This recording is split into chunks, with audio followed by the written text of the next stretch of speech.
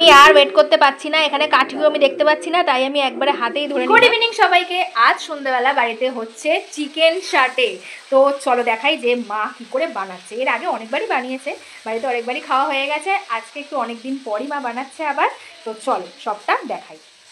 মাংসগুলো প্রথমে ভিনেগার দিয়ে সকালবেলায় ভিজিয়ে রেখে দিয়েছিলাম, এখন ফ্রিজ থেকে বার করলাম। এবার দিয়ে দেবো টক দই,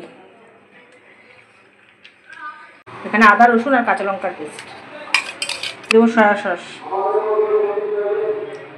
এরপর এতে একে একে দিয়ে দিচ্ছে টমেটো, পেঁয়াজ, ক্যাপসিকাম আর দিচ্ছে এতে পরিমাণ মতো নুন।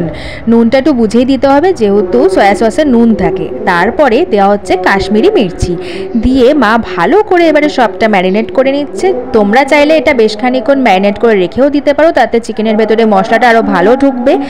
এরপর এই কাঠিগুলোর মধ্যে এবারে একটা একটা করে মাংস, তারপরে পেঁয়াজ, ক্যাপসিকাম, টমেটো দিয়ে সুন্দরভাবে গেঁথে নিয়ে সুন্দর একটা ডিজাইন দেওয়া হচ্ছে। আর হ্যাঁ, অবশ্যই কিন্তু কাঠিগুলোকে একটু জলে ভিজিয়ে রাখতে হবে বেশ খানিকক্ষণের জন্যে। তার কারণ যদি না ভিজিয়ে রাখা হয় তাহলে কিন্তু তেলে দেওয়ার সঙ্গে সঙ্গে কাঠিগুলো পুড়ে যাবে। তো দেখো দেখতে দেখতে মায়ের তো এখানে এটাও রেডি হয়ে গেছে, সাথে আরও দুটো বানানো হয়ে গেছে। এইভাবে মা সবগুলো বানিয়ে নিক, তারপরে চলো দেখাই দেখতে কেমন সুন্দর লাগছে। আমি একটু টমেটোটা কমই দিয়েছি, কেননা আমরা বেশি টমেটো খাই না। ওই টমেটোর বাবাও পছন্দ করে না, শুধু মেয়ের জন্য কয়েকটাই দিয়েছি, আর একটা দুটো আমরা খেলে খাবো। তো বাবা তো একটাও খাবে না। এই যে এখানে এখন একটা ব্যাটার করে নিচ্ছি, এখানে দিয়েছি ময়দা আর কর্নফ্লাওয়ার আর একটু নুন। ওইটার মধ্যেই করে নিয়েছি। হ্যাঁ, ওইটার মধ্যেই করে নিয়েছি, কারণ এটার মধ্যে সব রয়েছে, দই টইগুলো, বুঝেছিস? ওই জন্য। কি কি দিয়েছো আরেকবার বলে দাও। ময়দা আর ধর ময়দা, কর্নফ্লাওয়ার, একটু নুন। হ্যাঁ, ডিমটা দেওয়া হতো না, তাই তো? ডিমটা দেবো না কেন বলতো, ডিম দিলে আবার জল ছেড়ে যাবে অনেকটা। আচ্ছা, তাহলে এগুলো সব একসঙ্গে হয়ে যাবে মানে? এই দেখো, এটা দেখতে কি সুন্দর লাগছে না? খুব সুন্দর লাগছে, আর সাজিয়েছে খুব সুন্দর মা। একদম ক্যাপসিকাম, পেঁয়াজ আর বড় বড় করে। চিকেনের পিস কি আর ছোট করেছো নাকি? না না, ছোট করলে আরো অনেক হয়ে যাবে। হয়ে গেছে ব্যাটার। একটা ডুবিয়ে দেখাও ব্যাটারে একটু, এখানে দেখিয়ে দাও। কেন বলো তো, একটা দেখিয়ে দিই। বাবা, তুমি তো যা সাইজ বানিয়েছো, দোকানে একটা মনে হচ্ছে 200 টাকা পিস বিক্রি হবে। তাই তো ভাজবো কি করে, আমি সেটাই ভাবছি। ওই যে ওই ফ্রাইং প্যানটা বার করো। অনেক তেল দিতে হবে। না না, বেশি তেল না মা, একটু শ্যাকা টাইপের করো, বুঝেছো? ডুবো তেল করো না। কি কি বেরিয়ে গেছে, বললাম তো একটাই 200 টাকা পিস।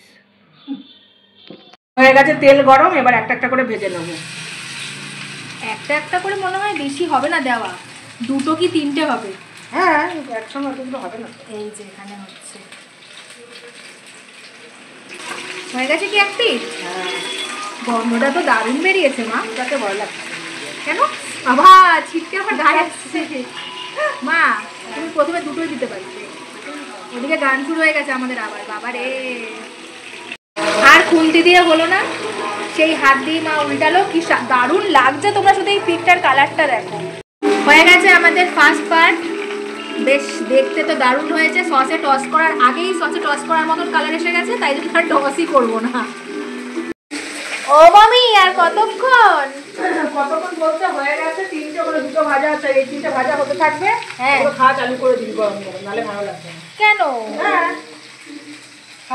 গরম গরম বাবা। ভাজার পরেও সাইজ দেখেছো? আজকে না আমি চিকেনের সাইজ দেখেই বলে দিয়েছিলাম। এত বড় বড় চিকেন না, আমরা একটু বেশি খাই, বড় বড়ই খাই। আমরা খাবো, শোনো, আমাদের নিয়ম নীতি হচ্ছে একবারে খেয়ে গা গুলিয়ে যাবে। দারুণ লাগবে কিন্তু দেখতে। এই যে হয়ে গেছে আমাদের চিকেন স্যাটে, আর ওখানেও ভাজা চলছে, কেননা এখানে গার্নিশন করে এখন আমরা খাওয়া চালু করি। ওখানে হতে থাকুন না, ঠান্ডা হয়ে গেলে ভালো লাগবে না। তাহলে কি আমি ফার্স্ট শুরু করবো? হ্যাঁ হ্যাঁ, একটু শুরু কর। আমি আর ওয়েট করতে পারছি না, এখানে কাঠিও আমি দেখতে পাচ্ছি না, তাই আমি একবারে হাতেই ধরে নিলাম। শুরু করি। হ্যাঁ, শুরু কর। বল খেয়ে কেমন হয়েছে?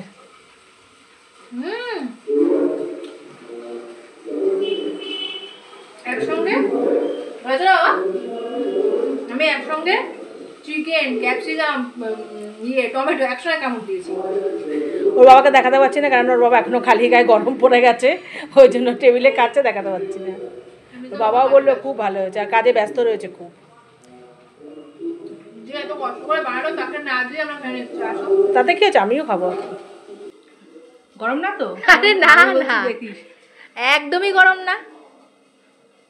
নাও, পুরো চিকেনটাই একবারে নাও না। পেঁয়াজটা নাও। খুব ভালো হয়েছে খেতে। ভালো হয়েছে না? সবাই বাড়িতে বানিয়ে খাবেন। যে এত কষ্ট করে বানাচ্ছে তার রিভিউটা আগে দেওয়া উচিত। বাবাকে দিতে পারবে রিভিউ? কষ্ট করে বানাচ্ছে না, যা বানাচ্ছে যে সে না, যে খাবে তারা বলা উচিত। আমি তো বানাচ্ছি কষ্ট করে, তোরা খেয়ে বলবি কেমন হয়েছে। না, তাও কষ্ট করে বানাচ্ছ যখন তোমাকে আগেই দেওয়া উচিত আমাদের। খাওয়া জোর চলছে আমাদের। লাস্টের গুলো হালকা হালকা একটু পুড়ে গেছে, কিন্তু দরকার নেই, তাতেও কোনো চাপ হয়নি। এগুলো স্মোকি ফ্লেভার হয়ে গেছে। কেমন খাচ্ছ? ও বা কেমন খেয়েছো বলে দাও তো, একটু সাউন্ড কম আছে। হেভি টেস্ট, হেভি, জাস্ট ফাটাফাটি। কামড়টাও যখন ধরেছো তখন কামড় দাও। গরম তো, খুব গরম। এই তো সত্যি মা, বাড়িতে বানিয়ে খাওয়া শান্তি। আবার এখানে গান বাজনা শুরু হয়ে গেছে। চলো এখানেই আমাদের করে দিচ্ছি ভিডিওটা, টাটা। তোমরা এইভাবে বাড়িতে বানিয়ে চিকেন চাটে খাও, একদম কিনে খাবে না। বাইরের কিনে খাওয়ার থেকে ঘরে বানিয়ে খাওয়া না সব থেকে শান্তির। একটু বেশি পরিমাণেও খাওয়া যায় আর খুব ভালোভাবে খাওয়া যায়, মানে বাড়িতে এনজয়টা ভালো করা যায়। কোল্ড ড্রিঙ্কস ছাড়া মা বলছে ভিডিও শেষ করবো না। খাও তাহলে, কোল্ড ড্রিঙ্কস খাও। খেয়ে নিয়ে আবার হজম করছি। মানে খাবেও আবার হজমও করবে। একটু রাখো, হজম করলে হয়ে গেল তো, ব্যাস। ঠিক আছে, আবার রাতে খেতে হবে না, ওই জন্য হজম ঠিক আছে।